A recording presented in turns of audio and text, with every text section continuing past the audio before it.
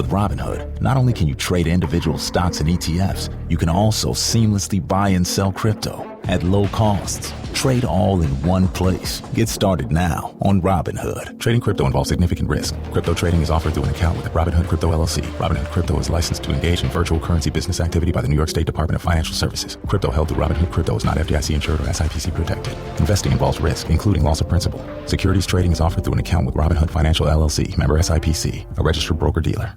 This is the story of the one. As a maintenance supervisor at a manufacturing facility, he knows keeping the line up and running is a top priority. That's why he chooses Grainger.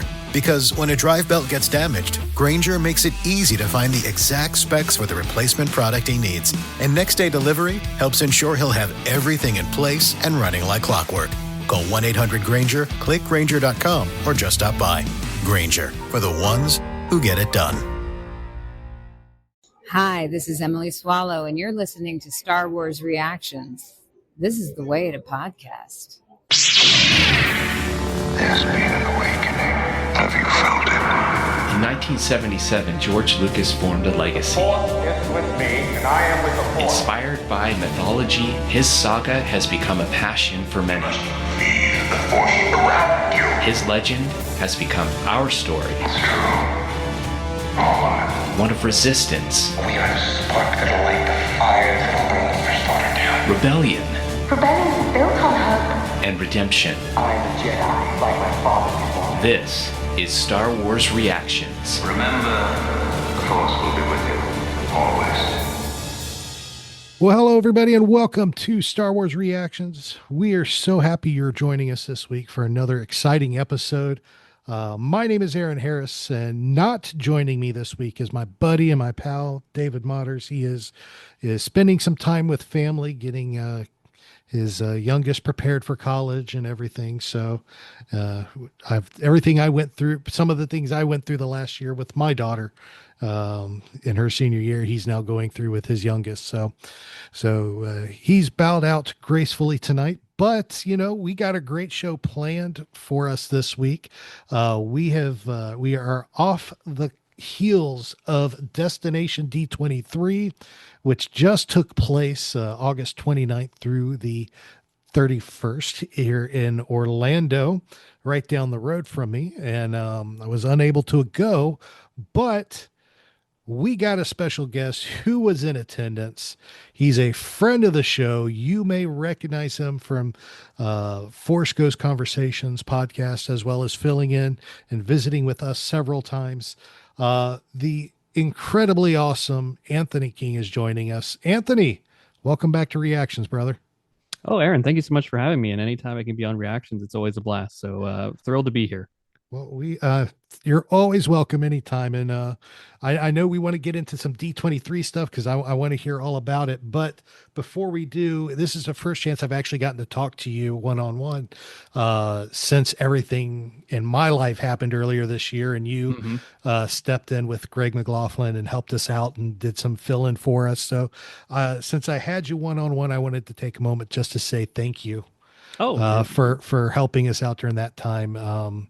With everything I was going through, it meant a lot that you, Greg, and the others stepped in the way y'all did and kept Reactions afloat. And it meant a lot. And I just wanted to personally say thank you. You're most welcome. It was an honor and a privilege to keep the Reactions ship afloat for just a little while and until both you and David were able and willing to come back, and always happy to do so and to support the community.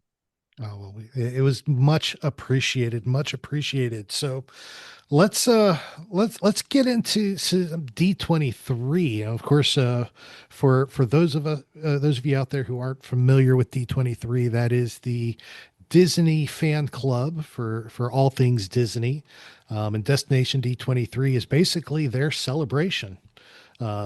Essentially, it's where they have it's a convention where all Disney fans from all parts of the world come together and just celebrate all things Disney. They have announcements, they have panels, they have all kinds of things going on. And I want to hear about your experience, Anthony, there at D23, and I would be dismiss if I didn't, being a Star Wars podcast, if we didn't touch off with Lucasfilm, because it's not just Disney, it's all aspects of the Disney company, the movies, whether it be Pixar, Disney Animation, Lucasfilm, Marvel, everybody had something going on. So it'd be dismissed if I didn't start off touching on Lucasfilm, because from what I've been hearing, there wasn't much going on with Lucasfilm here at D23.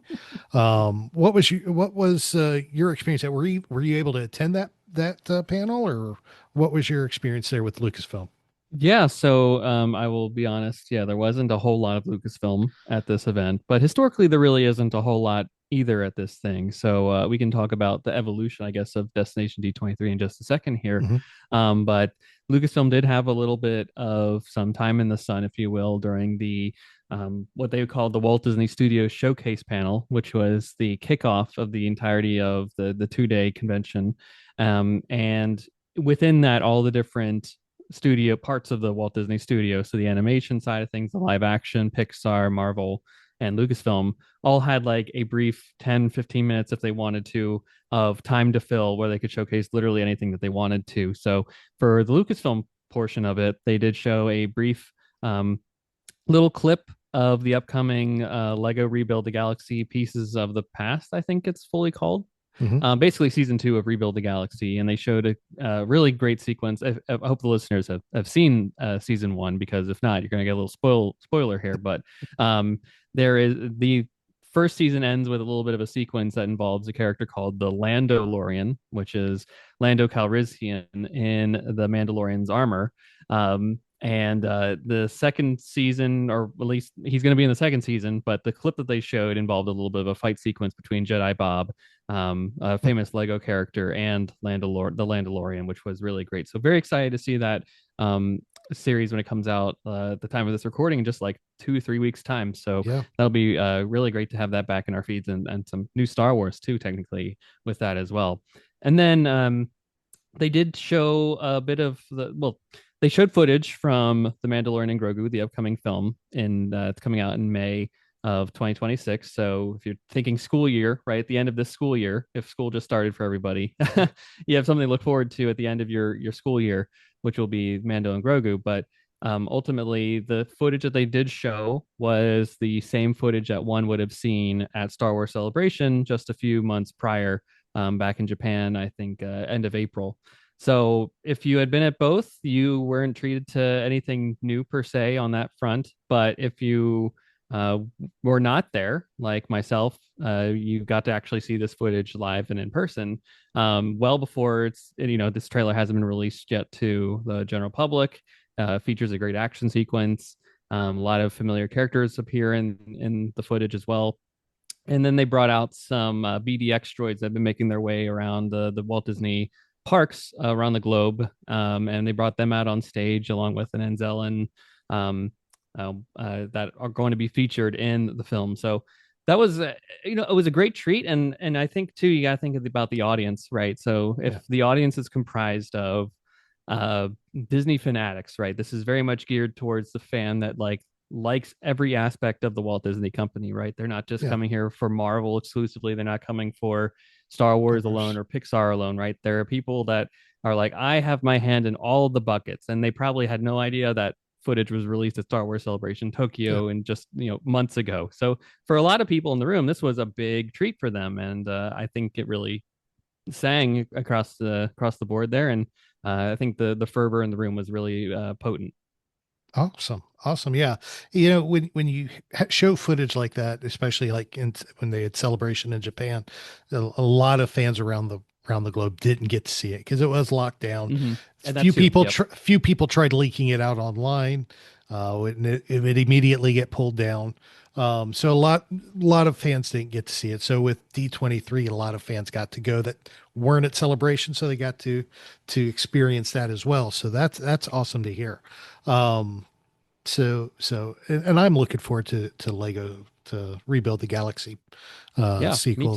Me too. It's fun about the Lego is the fact that they can come out, they can tell a Star Wars story, and it's just fun. It doesn't have to be so serious and tell a galactic tale like other parts. Like it could just be a fun off the cuff thing. I go back to the Phineas and Ferb Star Wars thing, which I absolutely loved. Same deal. Yep.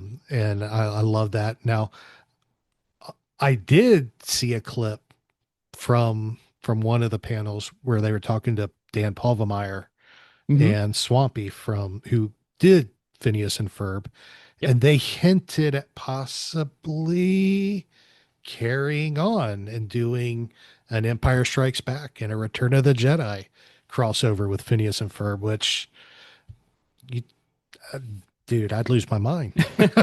I do want to preface that was a very strong hint, but yes. like, no, don't, it wasn't like a confirmation. It was more of like a, what would you like to do? And they're like, well, I guess we did a Star Wars one. We might as well do Empire and Jedi if we're going to go any further with that type of stuff. So folks, don't take it as gospel that it's actually happening. Oh no, it was one of those, let's throw it against the wall and see if it sticks. Yep. Also, while they were drawing at the same time as they were answering these questions too, so like very much off the cuff kind of responses. Oh, absolutely. So of course that I mean, like I said, not a lot happening Lucasfilm wise, but tell us more about your D23 experience. What all did you learn? What all did you experience being at this convention? It's kind of unlike other conventions because of how heavily Disney themed it is. Yeah, so I will just share with the listeners that I did go to D23, the Ultimate Disney Fan event that takes place in Anaheim last year. So that takes place on every other year. So next year there will be one. They announced the dates for that at this convention. So every 2 years, if you will, that's when a D23 in Anaheim will take place, and that's much larger. Very much, it fills up the entirety of the Anaheim Convention Center. They even had at the last time that we were there, they had like the major panels of the day. So like a studio showcase, a whole parks panel, the Disney Legends ceremony. Those all took place at the Honda Center down the road, which is where the Anaheim Ducks play. So they literally take up an entire hockey arena with like 15 to 20,000 people in there to fill up for that kind of atmosphere and space. So that just kind of gives you a sense of the size and scope, at least for that. And frankly, they sell more tickets than, that's an add-on to the ticket, right? So not everyone that gets to go to D23 gets to even attend those major panels. So there's a lot of people still on the show floor when they're getting bussed over to the other space over there. So, many people probably have been to Star Wars Celebration. They're listening to this. It's been in Anaheim quite a few times since Disney has taken over. So probably listeners have a good sense of that kind of space that they have over there and the size and scope of it over there. And you can really tailor your experience towards the things that you're into, right? So if you're a parks person, you can say, okay, I know that all these panels are happening where I can kind of make my own experience, if you will, choose my own adventure and go to only parks panels. Or if you're a Star Wars person, right, Lucasfilm usually has a pavilion of sorts. And at least at the last D23, they had a myriad of programming throughout the entirety of the weekend that you could basically just say, I'm only here for Star Wars stuff. Same thing with Marvel too, the Disney Animation Studios, again, all the different types of umbrella things they have under the Disney portfolio, if you will. You can really tailor your experience towards those types of likes and interests that you might have.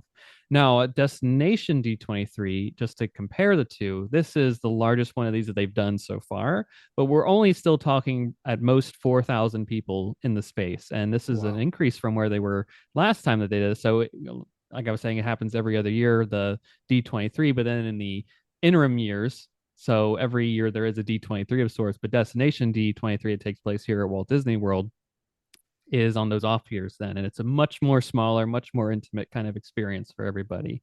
I believe it's taken place at the Contemporary Resort last time. I might be wrong on that, so internet can fact check me on that for sure, but definitely a smaller venue, and this was a bigger swing for this type of convention, if you will. It took place at Coronado Springs this year, and with that, they were able to increase it to about, I think, like I said, 4,000 people, and they filled up the entirety of the space. It sold out within, I think, maybe 5 to 10 minutes of tickets being available. So I got really lucky with that, and some of the big draws for this type of convention compared to any other, frankly, is that buying a ticket gets you access to all of the there's only one panel stage, so you're not going to miss out on anything. It's not like there's two panels happening at the same time or even more than that, right? Frankly, there's really not even like a major show floor too either, right? There is one programming schedule throughout the day, and you're guaranteed a seat by purchasing your ticket to be in that room. So I think that's kind of a big sigh of relief for a lot of people, because I know a lot of fans have bemoaned over the years, right? I bought a ticket for Star Wars Celebration, and then there's like this lottery system, right? And I didn't get any. And then there are people that I got 3 or 4 luck of the draw, right? They get so lucky. Versus the other side of things too, where it's, I had to camp out for the whole night beforehand just to get a chance to even be at this panel, and then you didn't get it, and now you're tired and grumpy because you didn't get in, right? So I think this is kind of an ultimate best of both worlds kind of scenario, where everyone is guaranteed as soon as you buy the ticket. Now you can make the argument of, was it worth the value of the ticket for the program that they offered? No, I think that's up to each person to ultimately decide. But I did like that aspect of the convention, and you get there early, you find your spot, and you sit down and enjoy the variety of programming, because they had a lot of different things throughout the day, and they did touch upon every aspect of the Disney portfolio at some point within this whole convention, right? So Lucasfilm briefly, Marvel briefly, right? The parks had a couple panels. They talked about the history of the Walt Disney Studio. They had brought up people from the archive to do a bunch of different presentations.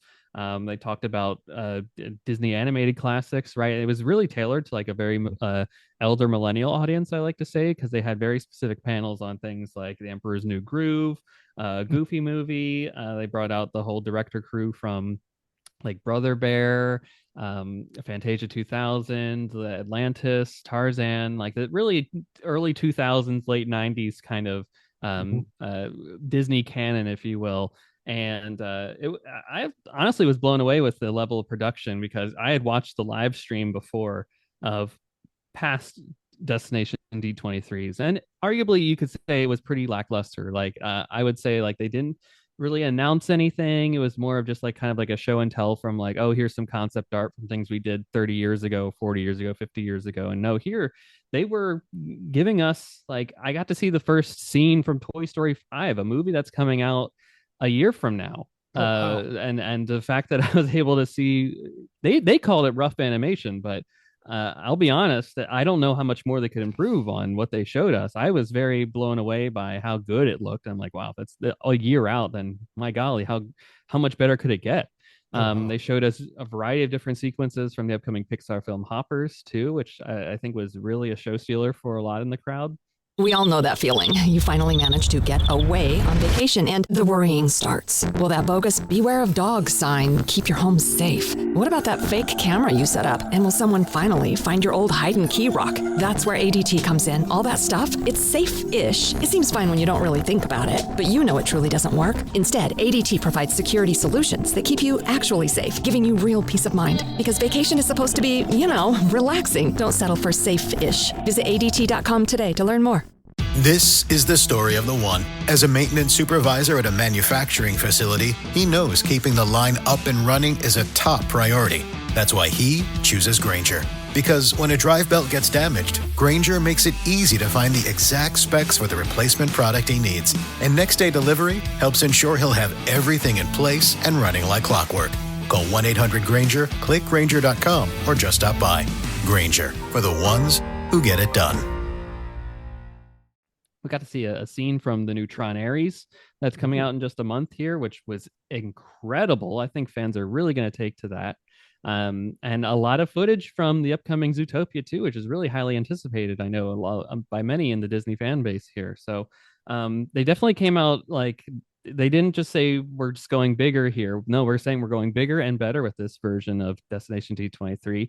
And I can only imagine that's going to continue going up from here. I've heard from a couple different people that were there that have been to past Destination D23s that this version this year was very comparable to like D23 in roughly like 2015 or so. That kind of like grassroots kind of feel. And they're like, well, we've seen how the bigger D23 has expanded every year since then, and to where it is this point now, where it's this massive, massive thing out in Anaheim.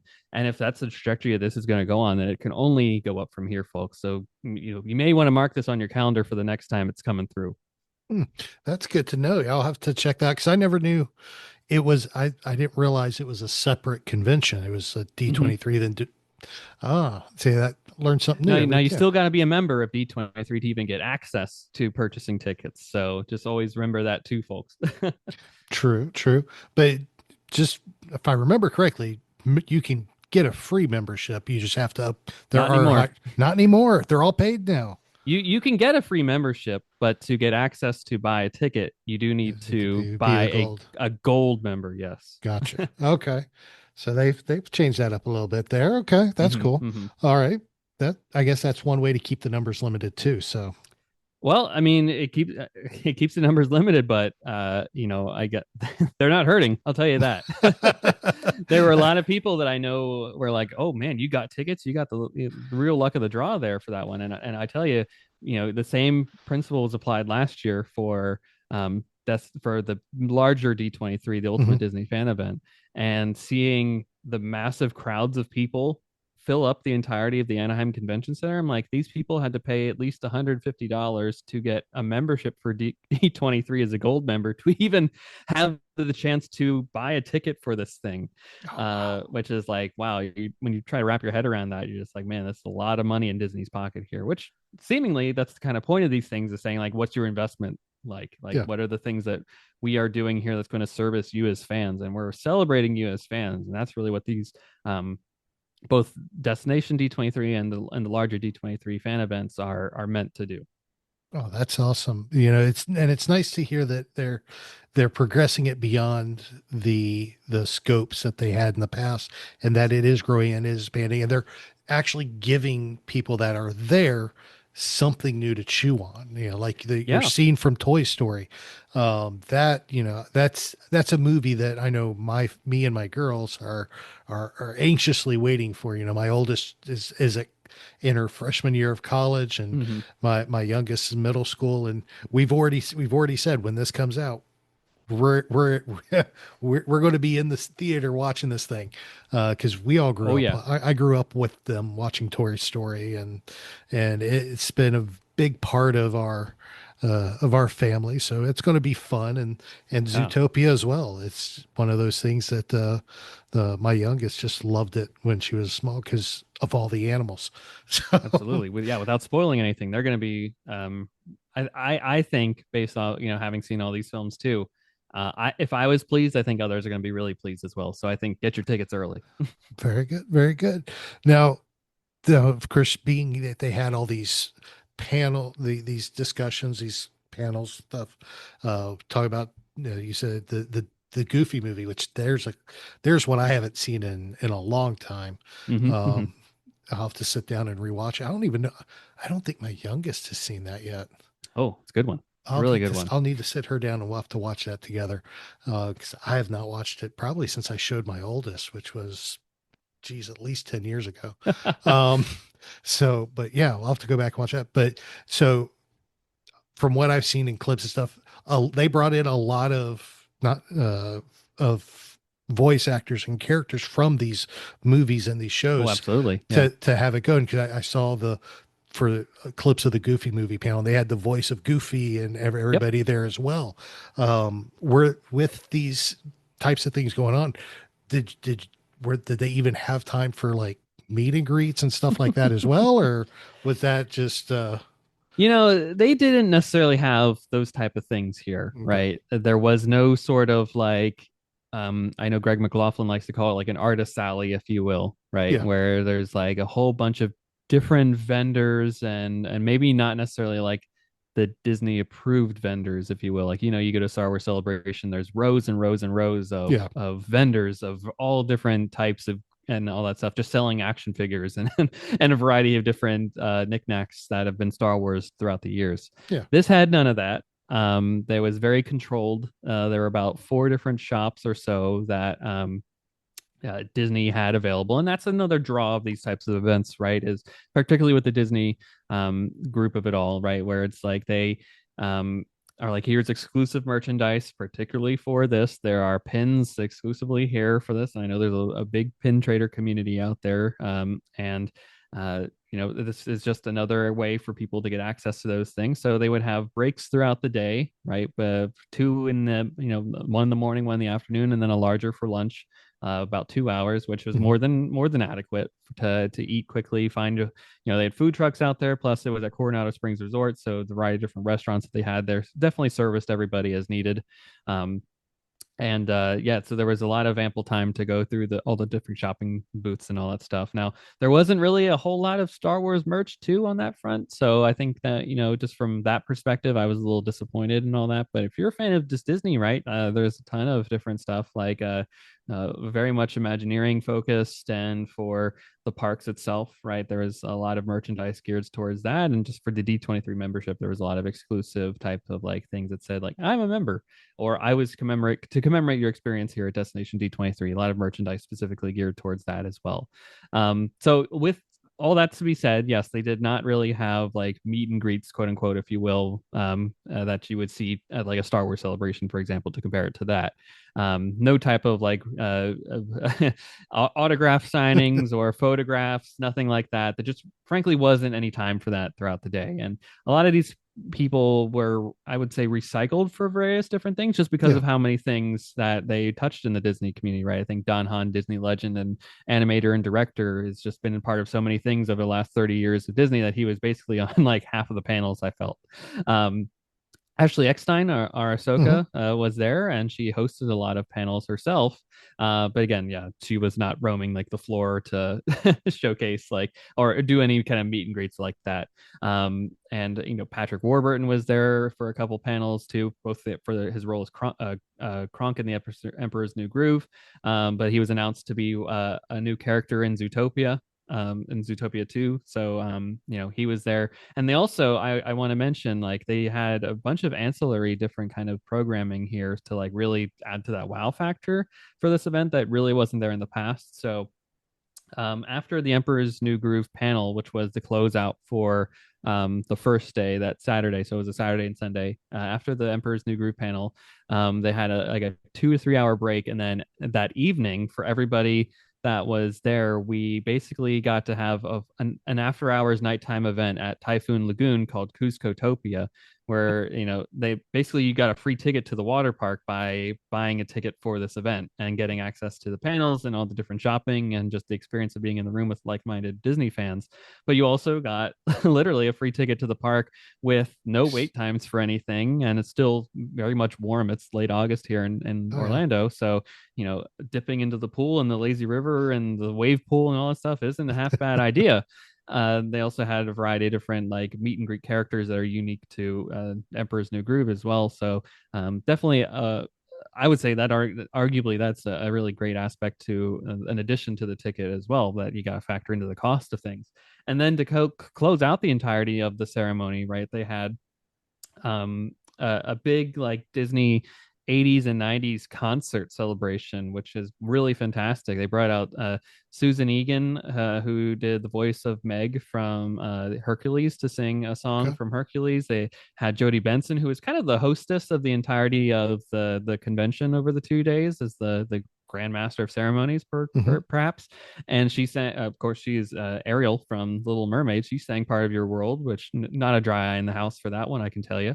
And then they had a variety of different Disney Broadway actors out on stage to sing a variety of different tracks from many Disney classics and underrated films throughout the 80s and 90s that were a big hit. And then close it out, I believe I remember them bringing out like the Goofy movie cast out to sing some of the songs from those films as well. So a really great time across the board with that, and they really brought the house down, I would say, with talent and just the knowledge base of like, wow, we're in the room with these people and we get to experience them talking about these crazy and wonderful stories that have really touched the hearts and minds of people over the last 40 years.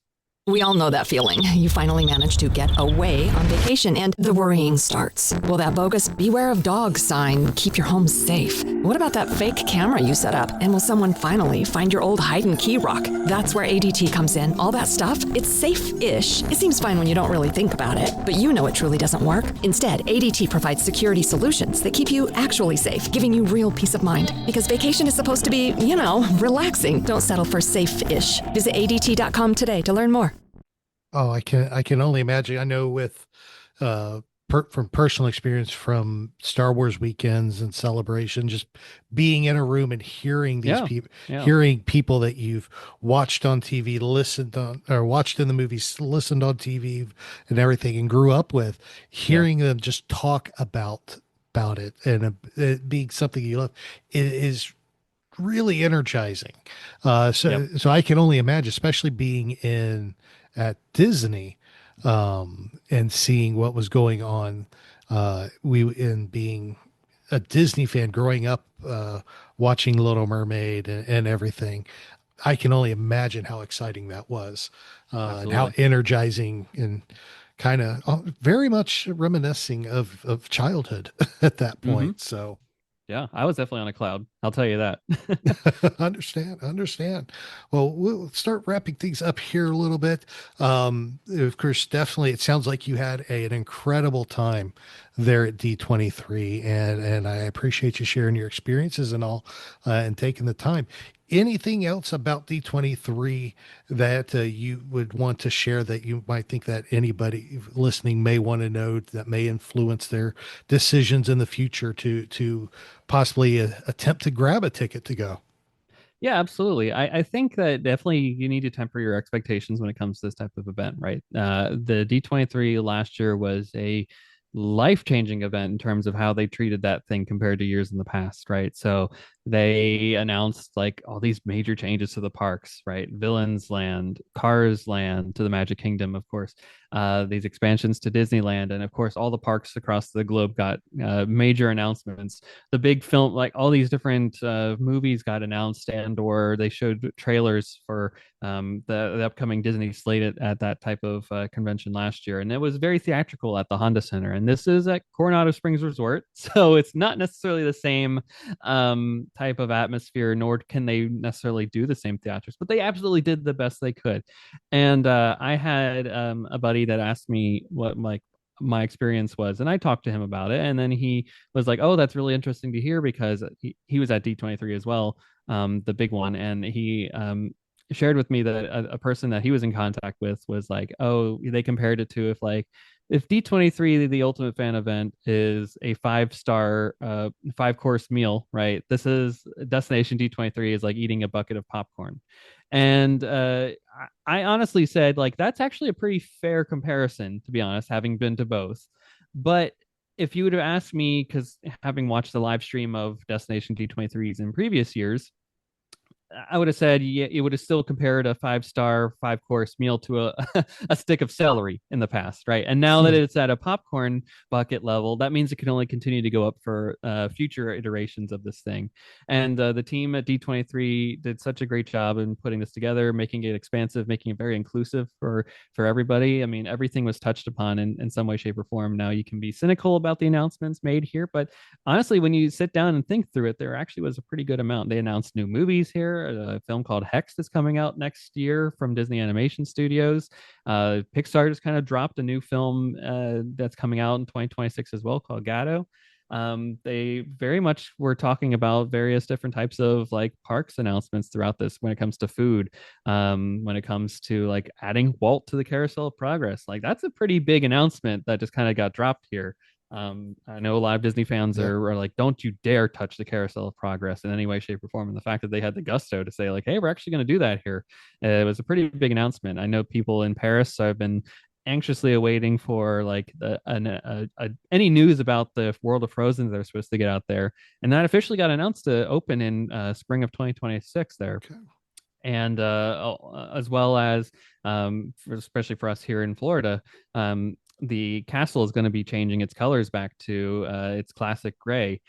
which I think is a big announcement. So like, they weren't just like not announcing stuff for folks here, and it was very entertaining in the way that they were telling these stories across the board, and then they mixed it with a lot of different theatrical elements. So if this is the upwards trajectory that they're going with this thing, then absolutely, I personally feel like the cost of my ticket was well worth the experience and the information that I got out of it.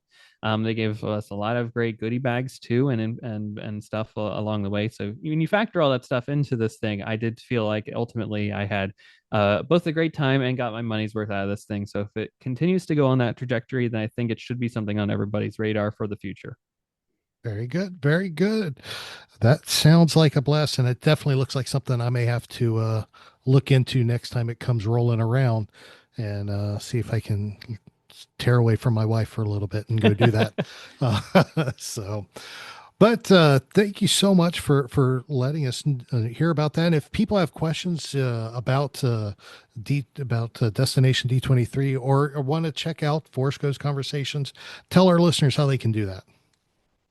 Yeah, absolutely. If they want to support the podcast, we're available on Apple Podcast, Spotify, really any place you can find a podcast these days. There's so many places I'm not even able to keep track of them anymore. But just search for Force Coast Conversations. We'll be there in some capacity.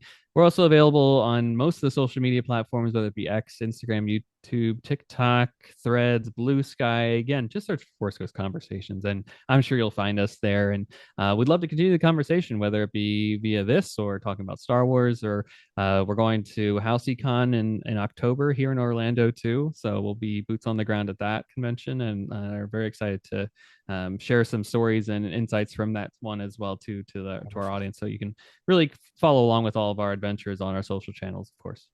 Excellent. We'll have links to all those in our show notes, so feel free to check that out.